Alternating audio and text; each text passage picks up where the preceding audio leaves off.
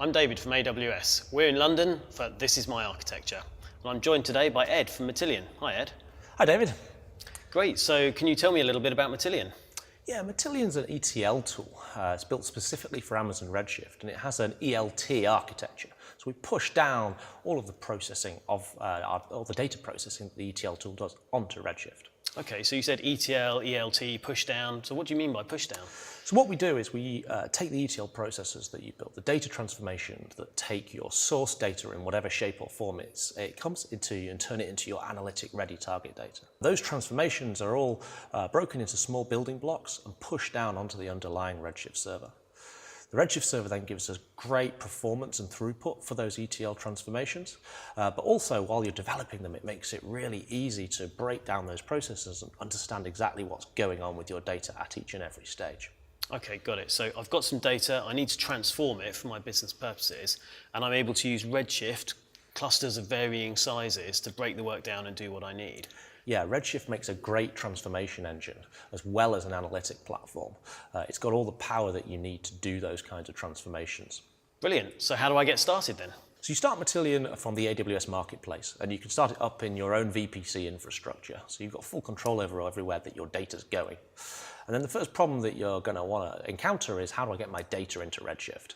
Matillion's going to make that really easy for you. So we support pulling in data from a whole load of sources.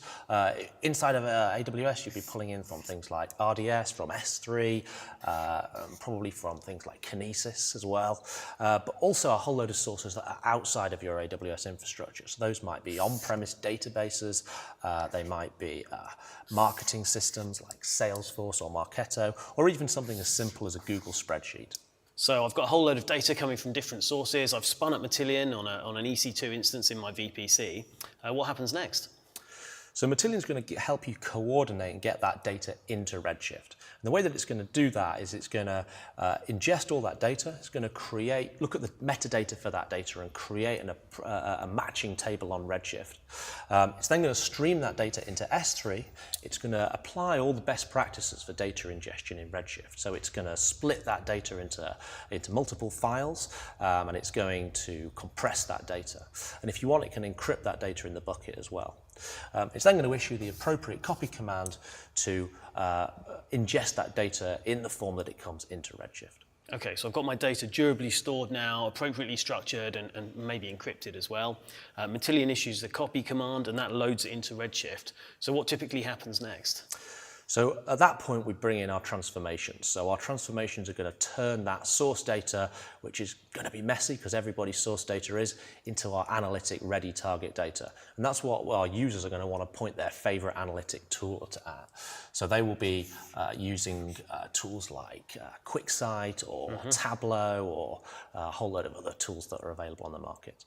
So I've got my data flow, and that's for sort of one data set, but what else can I do around it? Because you mentioned earlier that it orchestrates and transforms the data. That's right. So Matillion has a lot of orchestration capability, but it uses the same principle as it does on the transformation side of it. So on the transformations, they're pushed down onto Redshift. So Redshift does the heavy lifting.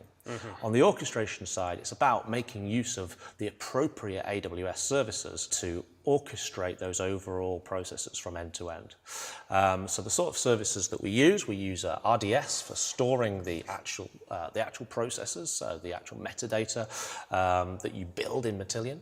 But then we use things like SQS. SQS can be used to start a Matillion process, and it can also be used as part of a Matillion process. So you can send a message to SQS that could then trigger some other event on some other system, everything from a Lambda event to triggering a report send.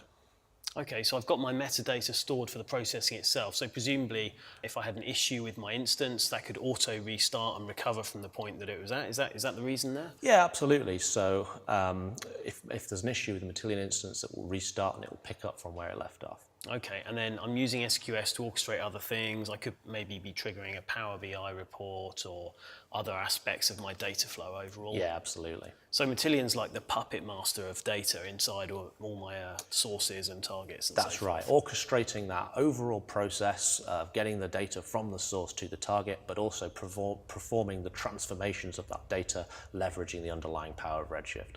Sounds fantastic, but what about the future? Any plans?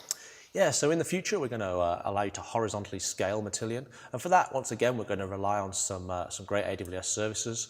We'll be using SQS again to do publish and subscribe and SNS notifications, and probably a whole load more besides.